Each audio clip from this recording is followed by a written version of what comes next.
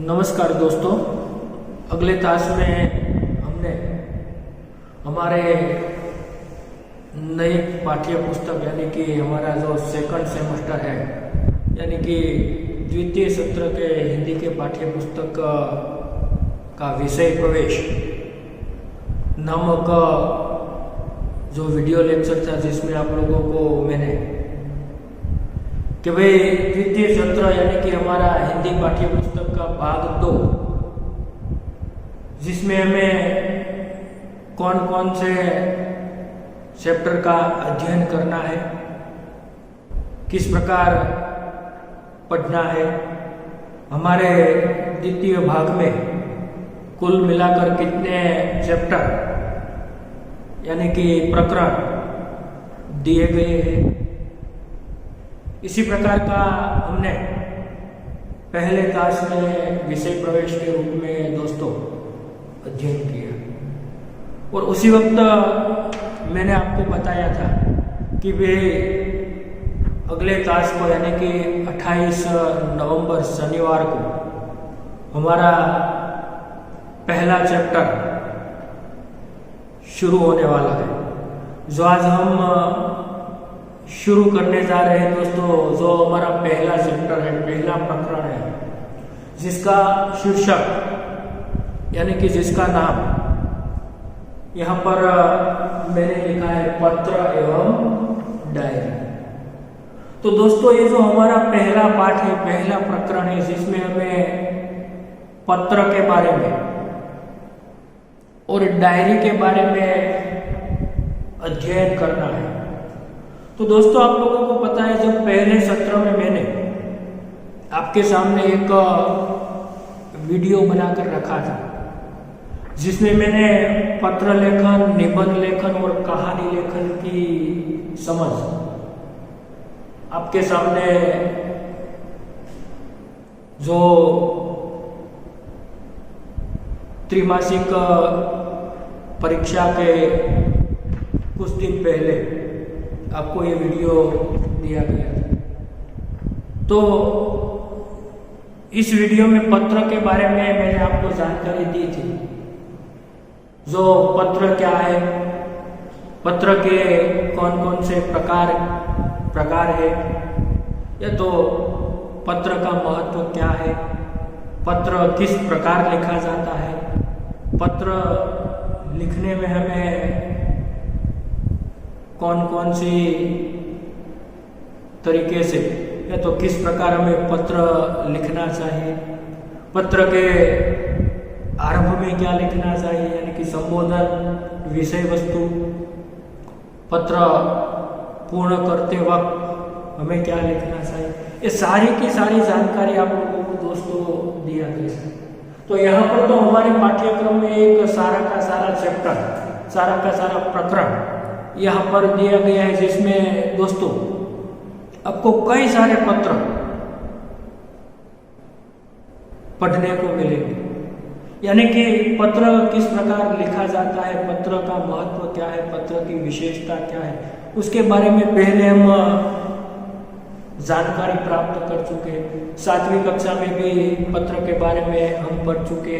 अगर आप 6ठी कक्षा में भी पत्र के बारे में पढ़कर आए हो तो दोस्तों यहाँ पर आप आज के युग में हमें जानते हैं कि भाई आज के ज़माने में, आज के युग में टेलीफोन, मोबाइल, ईमेल जैसी अत्याधुनिक कई सारी सुविधाएं हमें देखने को मिलती है, पर इसके बावजूद भी पत्र लेखन का महत्व दोस्तों आज कम नहीं है। यानी कि पत्र लेखन का अपना विशेष महत्व होता है कि दोस्तों आपको कभी कभी अपने मित्रों को, अपने परिवारजनों को, अपने संबंधी को यानी कि कोई सगे संबंधी को कोई ना कोई प्रकार का जब विस्तार से अपने मन की निजी बात उसे कहनी है तो दोस्तों आप पत्र में ही कह सकते हैं। और उसके साथ साथ कभी कभी आपको सरकारी अधिकारियों को कोई सरकारी संस्थाओं को, कोई प्राइवेट संस्थाओं को, कोई कंपनियों को, ऐसे सभी प्रकार के पत्र हमें लिखने की आवश्यकता ये आज के समय में ये टेलीफोन, मोबाइल, इंटरनेट ये सभी होने के बाद भी आज भी पत्र का महत्व दोस्तों विशेष है। तो ये पत्र के बारे में हमारे पाठ्यक्रम में यानी कि हमारी किताब में बहुत सारे पत्र के यहाँ पर जो उदाहरण है, जो नमूने हैं यहाँ पर दोस्तों पेश किए गए हैं, जिसका हम अध्ययन करें तो दोस्तों हमें पत्र के बारे में आप कुछ जानकारी प्राप्त कर सके और उसके बारे में आज फिर से विस्तार पूर्वक किस प्रकार पत्र लिखना चाहिए। कभी कभी आपको आपकी किसी न किसी प्रकार की समस्याओं के बारे में सरकारी अधिकारियों को, कोई कचहरी को आपको पत्र लिखना पड़ता है, क्योंकि आप जानते हैं दोस्तों कि जो हमारे सगे संबंधी होते हैं, हमारे मित्र होते हैं, हमारे परिवारजन होते हैं, उसके साथ तो हम कभी न कभी मोबाइल पर, टेलीफोन पर बातचीत कर सकते हैं, पर जो सरकारी कचहरी के जो अधिकारी होते हैं, जो किसी कंपनी या संस्था के सेक्रेटरी या मैनेजर होते हैं, अगर उसके साथ हमें कामकाज चलाना है तो उसके साथ हम सीधी बात मोबाइल पर नहीं कर सकते। तो इसीलिए उसको हमें अपनी बात रखने के लिए दोस्तों पत्रों का सहारा लेना पड़ता है। तो कुल मिलाकर हमने पहले भी समझा था दोस्तों, पत्र के मूलतः 3 प्रकार हमारे यहाँ के 3 प्रकार के पत्र लिखे जाते हैं, जिसके बारे में हम सबसे पहले जानकारी प्राप्त करें। तो सबसे पहले दोस्तों हम पत्र का निम्नलिखित रूप में, तो पहला नाम है व्यक्तिगत पत्र, यानी कि व्यक्तिगत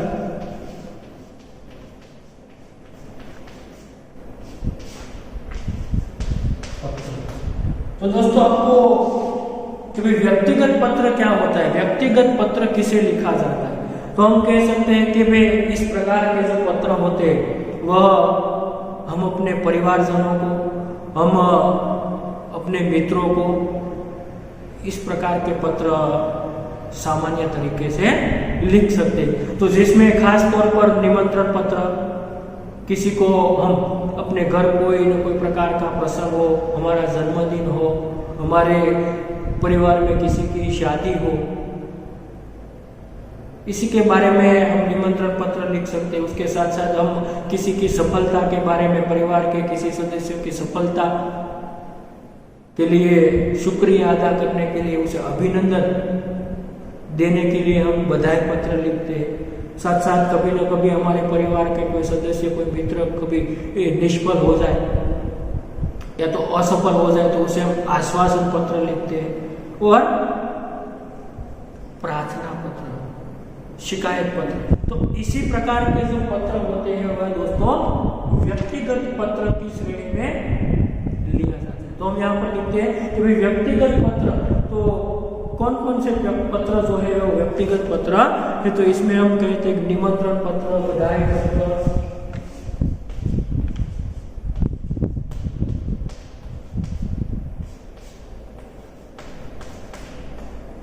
बधाई पत्र,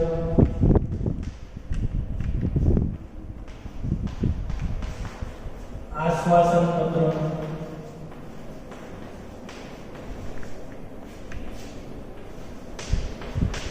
फिर एक प्रकार का हमने नाम अनुमति पत्र, प्रार्थना पत्र,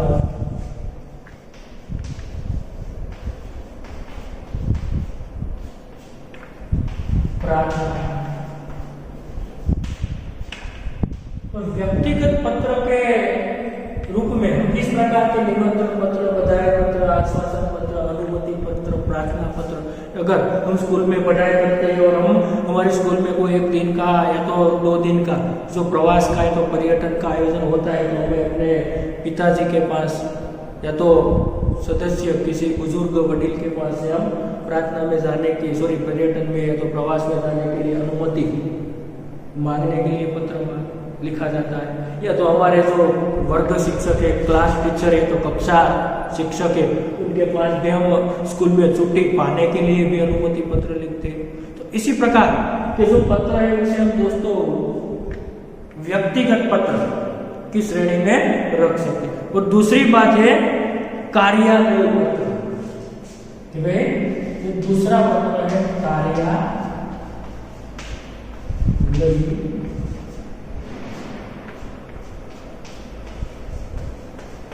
पत्र। तो दोस्तों ये दूसरा प्रकार से जो कार्यालय पत्र है, जिसमें खासतौर पर ये पत्र अधिकारियों को या तो उनसे संबंधित मामलों में हम शिकायत करने के लिए लिखते हैं कि भाई सरकारी या तो किसी क्षेत्र के जो कर्मचारी के रूप में जो मैनेजर होते हैं, जो अधिकारी होती है, इस प्रकार के पत्र लिखते हैं। तो खासतौर पर ये पत्र अधिकारियों को उनसे ये पत्र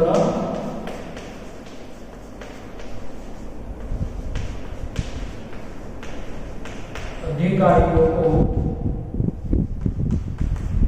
उसके संबंधित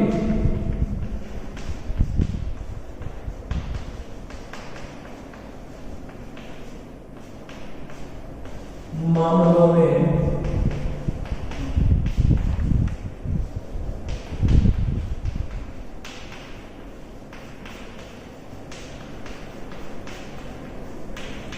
लिखा जाता है कि भाई जो कार्यालय, किसी सरकारी कार्यालय में उसी संबंधित पत्र दोस्तों में किसी न किसी प्रकार से लिखा जाता है कि ये पत्र अधिकारियों के उसके संबंधित।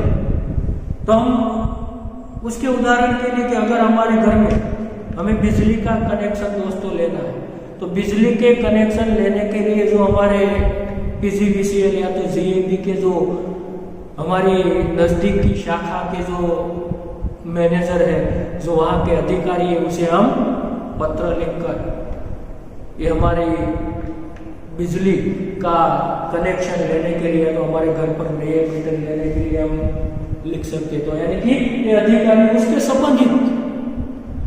फिर दूसरा प्रकार का पत्र हमें लिखना है तो कुछ इस प्रकार के लिख सकते हैं कि अगर हमारे मोहल्ले में या तो हमारे गांव में गंदगी का साम्राज्य फैल गया है, तो उसे उठाने के लिए हम संबंधित अधिकारी जो है, नगर पालिका के चीफ है, महानगर पालिका यानी कि म्यूनिसिपल जो कमिश्नर है, यानी कि उनसे संबंधित जो अधिकारी उनके हम एक गंदगी की शिकायत करने के लिए, तो उसकी जो हम मातृभाषा में कहते हैं फरियाद करने के लिए हमें इस प्रकार का पत्र लिखना पड़ता है। कभी कभी हमारे मोहल्ले में, हमारे गांव में जो गुंडों का, आवारा तत्वों का बहुत हम जिसके डर से छुटकारा पाने के लिए हम हमारे उसके संबंधित जो पुलिस अधीक्षक है, जो थाना का अधिकारी, थानेदार है, उसके संबंधित भी इस प्रकार का पत्र लिखा जाता है, जिससे दोस्तों हम इस प्रकार के संबंधित कोई भी मामला हो, जिसे हम कार्यालय पत्र कहते हैं। अगर हमारे गांव में बस योग्य समय पर या तो ठीक समय पर नहीं आती है, तो उसके संबंधित बस डेपो के यानी कि बस अड्डे के जो मैनेजर है, उसे हम पत्र लिख सकते हैं। इसी के साथ मामलतदार, कलेक्टर, आरोग्य अधिकारी, ये सभी प्रकार के पत्र हमें एक कार्यालय पत्र के रूप में दोस्तों लिखना होता है। और उसके बाद जो तीसरा प्रकार है दोस्तों, जो आज के समय में बहुत उपयोगी, खासतौर पर व्यावसायिक पत्र, ये पत्र भी बहुत आजकल लिखा जाता है, जिसे हम क्या कहेंगे, व्यावसायिक।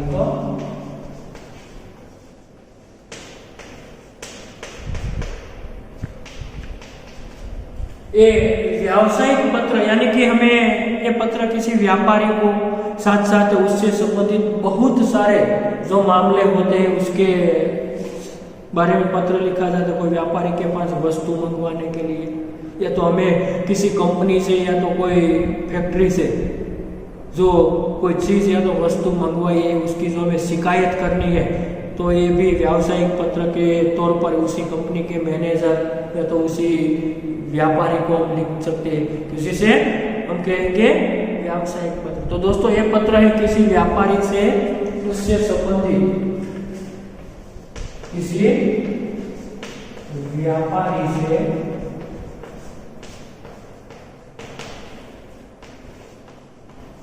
उससे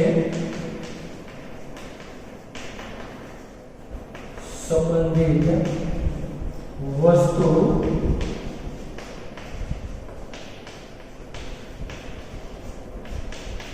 मंगवाने के लिए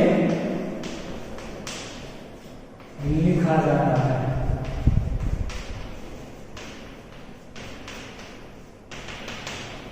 कि भाई किसी व्यापारी मामला हो तो दोस्तों ये 3 बात जब हम पत्र का अध्ययन करते पहले भी हमने पत्र के जो औपचारिक और अनौपचारिक पत्र के रूप में 2 प्रकार लिखे थे।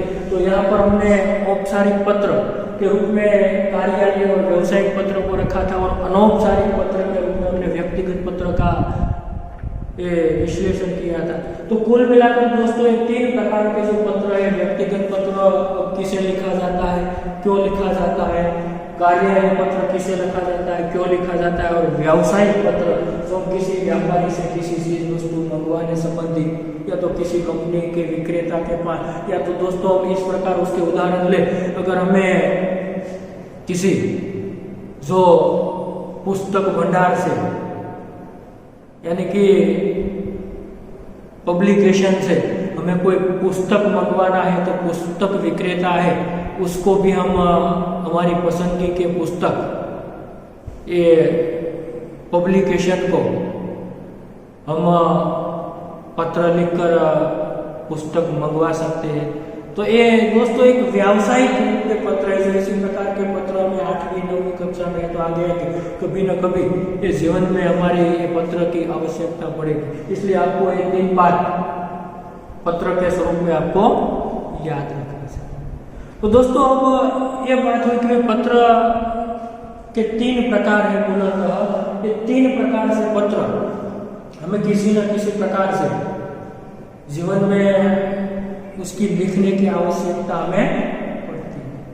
तो दोस्तों पत्र जब हमें लिखना है तो ये पत्र लिखने में कुछ ऐसी बात है जिसे हमें उसका अध्ययन ये करना जरूरी है कि पत्र लेखन के वक्त कौन कौन सी बातें ऐसी है कि जिसका हमें ध्यान रखना चाहिए, यानी कि उसे योग्य महत्वपूर्ण बातें जो है वो पत्र लिखते वक्त हमें भूलनी नहीं चाहिए, जो एक असरदार पत्र के रूप में हमारा पत्र आका जाएगा। इसलिए पत्र में सबसे ऊपर आपको ये समझ में आ गया है दोस्तों कि जब पत्र की हम शुरुआत करते हैं, पत्र लिखते हैं, तब सबसे ऊपर हम बाईं ओर हम अपना पूरा नाम, पता और दिनांक लिखेंगे। दोस्तों ये आपको मैंने पहले भी सिखाया है कि अगर हमें किसी को पत्र लिखना है तो सबसे पहले दाईं ओर यहाँ पर हमें पत्र जो लिखने वाला होता है उसका नाम, पता और दिनांक सबसे पहले अवश्य लिखनी चाहिए। बात को आपको ध्यान में रखनी है, जो आप लोगों को पता है। उसके बाद जो दूसरी बात है कि जिसे पत्र लिखना हो, दोस्तों आप लोग जिसे पत्र लिखना चाह तो उसके लिए आप बाईं और शिष्ट भाषा में संबोधन करना ना भूलें। कि आप अपने माता को पत्र लिखते, अपने पिता को लिखते, आपके कोई नजदीक के सगे संबंधी को लिखते या तो किसी को भी लिखते, तो आप बाईं ओर के जहां पर आप लोगों ने आपका नाम, पता, दिनांक लिखी उसके ठीक नीचे बाईं ओर मित्रों એટલે કે ડાબી બાજુ ખાસ ધ્યાન રાખજો કે ભાઈ હંમેશા ડાબી બાજુ તમે જે લખનાર છે એનું નામ, સરનામું અને તારીખ એ અવશ્ય લખો। ત્યાર પછી નીચે બીજો સ્ટેપ આવે મિત્રો જેનું નામ છે संबोधन। આ મિત્રો આપણે સમજી ગયા છે। સૌથી પહેલી વાત આપણે અહીંયા એ બોર્ડ ઉપર લખીએ છીએ જેથી કરીને તમને ખ્યાલ આવે। આ વસ્તુ પણ તમે ધ્યાનથી સમજો કે ભાઈ ઉપર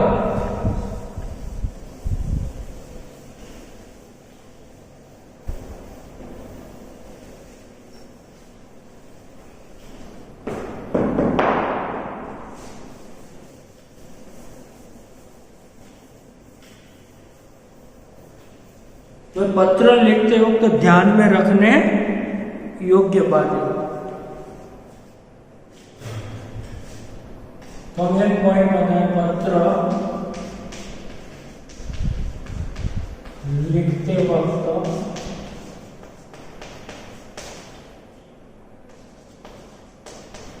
ध्यान में रखने की महत्वपूर्ण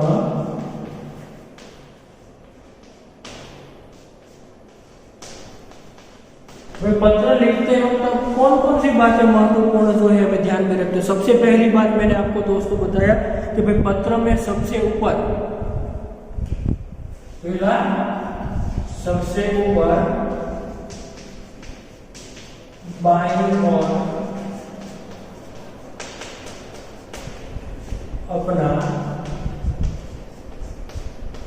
नाम, पता और दिनांक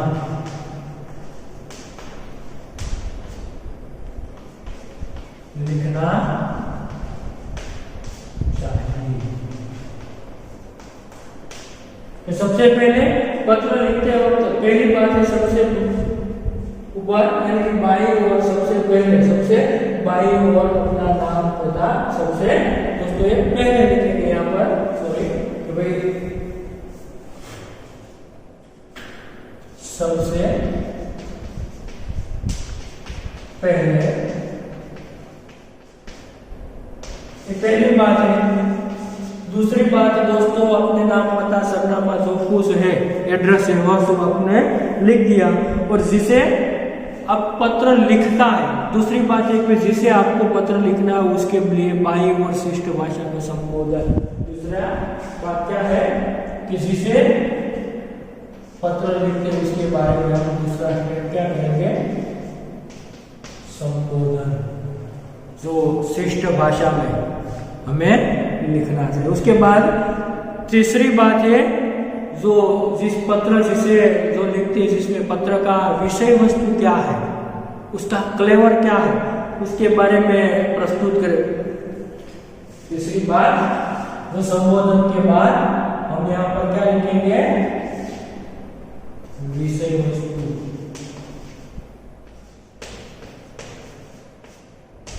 जो हमें जिस बात पर जो बात करनी है, जिस प्रकार हमें जिस विषय में प्रस्तुत पत्र लिखते उसके बाद हमें उसका फ्लेवर से प्रस्तुत करना चाहिए। दाखला तरीके अपने एक उदाहरण ले मित्रों कि जन्मदिन के अवसर पर उपस्थित रहने के लिए मित्र को पत्र लिखिए, तो ये हमारा विषय बन जाएगा। जन्मदिन के अवसर पर उपस्थित रहने के लिए मित्र को पत्र, तो ये हमारा विषय वस्तु बन जाएगा। उसके बाद ये विषय वस्तु रखने के बाद उसमें हमें पैराग्राफ करके उसके जो बातें हमें लिखनी पड़ेगी। और फिर एक महत्वपूर्ण बात जो चौथी बात है वह है कि पत्र आप जब पूर्ण करते हैं तब पत्र के अंत में बाईं ओर पत्र लिखने वाला अपना संबंध और नाम लिखे। जो पत्र लिखने वाला है वह बाईं ओर नीचे अपना नाम और संबंध लिखे। तो ये चौथा महत्व अंत में पत्र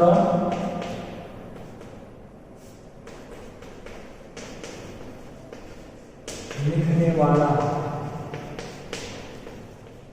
अपना नाम और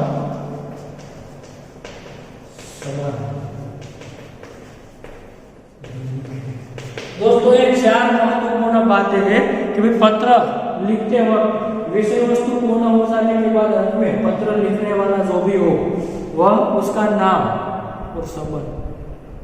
उदाहरण के तौर पर देखें कि जब आप अपने पिता को पत्र लिखते हैं तब अंत में शिष्ट भाषा में आप कहेंगे कि आपका आज्ञाकृत। जो आपसे बड़ा है तब जो आप पिताजी को पत्र लिखते, अगर आप आपके मित्र को पत्र लिखते, अपने छोटे भाई बहन को पत्र लिखते हैं तो क्या कहेंगे, आपका आपकी जगह पर आप तुम सर्वनाम लागू पड़ेगा। कौन सा सर्वनाम लागू पड़ेगा? तुम। तो क्या कहेंगे अब? तुम्हारा छोटा भाई या तो तुम्हारा प्यारा मित्र। अगर आप अपने बड़े से लिखते हैं तो बाद में उसे आप सर्वनाम का संबोधन करिएगा, और आप अगर अपने ऐसे छोटे से लिखते हैं तो तुम्हारा। इसी प्रकार छोटे से आप तुम और बड़े को आप सर्वनाम का संबोधन करवाना जो पत्र के नियम में, इसी प्रकार से पत्र लिखना पड़ेगा। बाद में जो पांचवी बात है जो हमें याद में रखनी है, बोला था ये 4 बात। सबसे पहले बाई और अपना नाम पता और दिनांक, दूसरा स्टेप संबोधन, तीसरा स्टेप विषय वस्तु, बाद में विषय वस्तु लिख देने के बाद पैराग्राफ डालकर आपको पत्र में जो बात करनी है वो बात को विस्तार से 2 पैराग्राफ में, पहला पैराग्राफ आप 5-6 पंक्ति का रख सकते हैं, लिखी का रख सकते हैं, और दूसरा पैराग्राफ 3-4 पंक्ति में यानी कि 3-4 लाइन में रखकर बाद में आप पत्र पूरा कर सकते हैं। तो इसलिए पत्र में अगर आपको अपने किसी मित्र या सखी को आप पत्र लिखते हैं तो अपने से छोटे से पत्र लिखते हैं तो उसके लिए तुम सर्वनाम, क्या सर्वनाम? तुम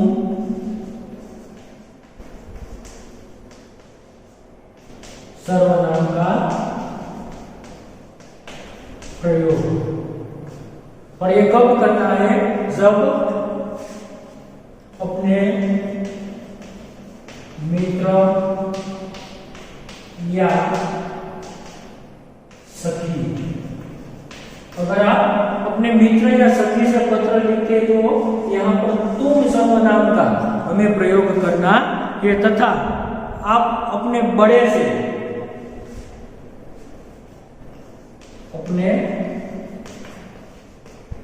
अपने से बड़े से लिखते वक्त कौन सा संबोधन आएगा दोस्तों कि जिसके लिए आप सर्वनाम का प्रयोग करें?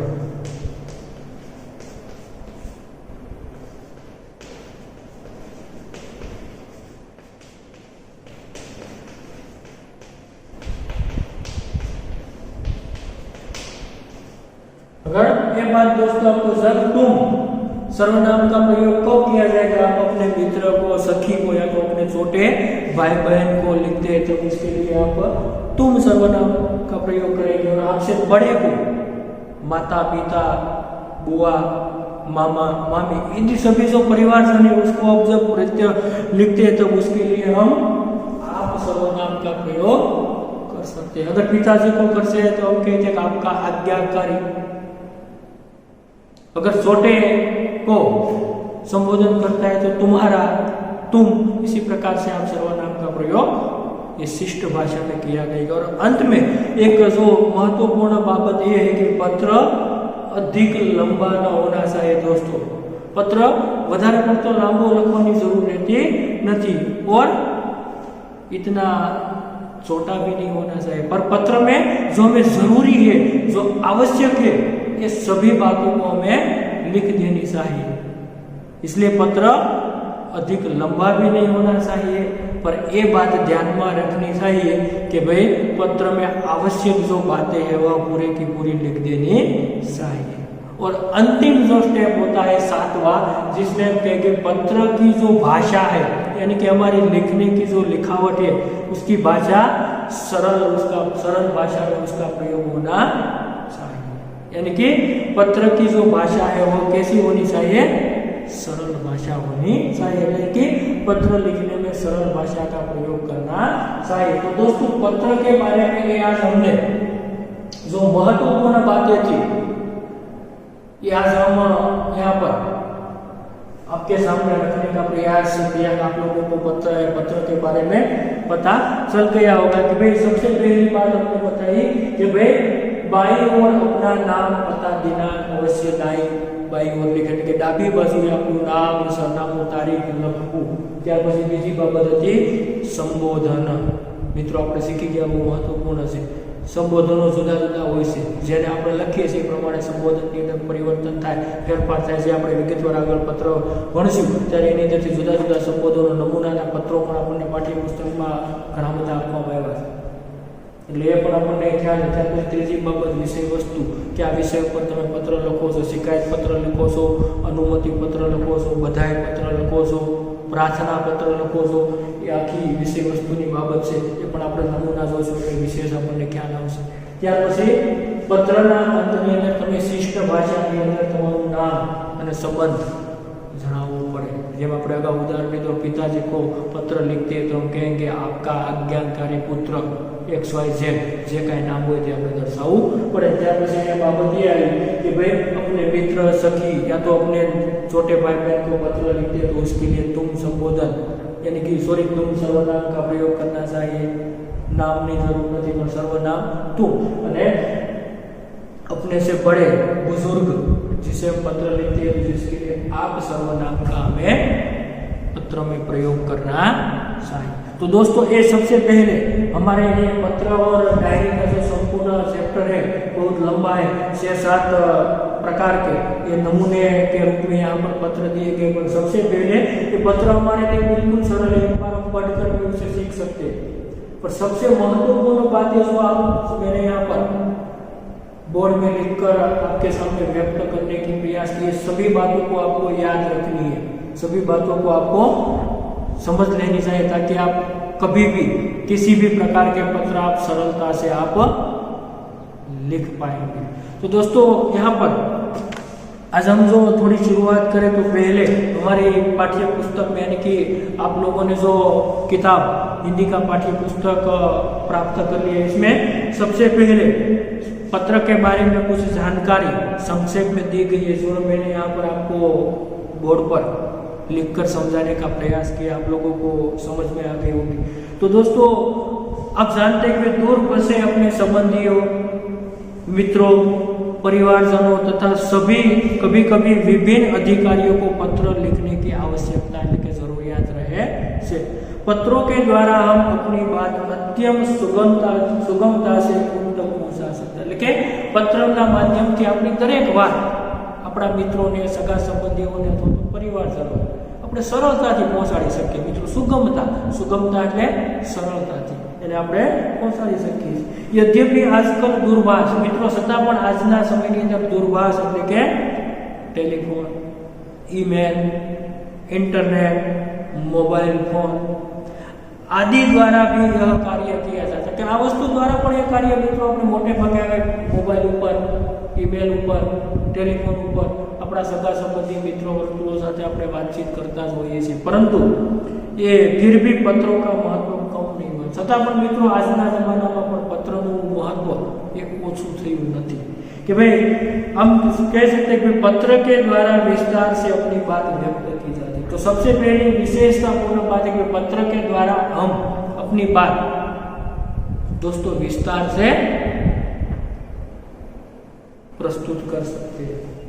फिर दूसरी बात है पत्र के द्वारा विचारों को प्रेषित करना अन्य साधनों से अपेक्षा सस्ता है. कि पत्र द्वारा अपना बात ने, अपना विचार ने, अपना काम ने व्यक्त करવું એ અન્ય સાધનો કરતા એ સસ્તું છે, સરળ છે, કે જેની અંદર આપણને કોઈ વિશેષ ખર્ચ એમાં લાગતો નથી. ત્યાર પછી अधिकारियों तक अपनी बात पहुंचाने, शिकायत करने, आवेदन या प्रार्थना आदि के लिए केवल पत्रों का ही सहारा लिया जा सकता है. મિત્રો ખાસ મહત્વપૂર્ણ વાત, ઘણી વખત આપણને એમ થાય કે આપણી પાસે તો મોબાઈલ છે તો આપણે તો ગમે આપણા સગા સંબંધી ગમે ત્યારે ફોન ઉપર વાત કરીને કામ કરી શકીએ.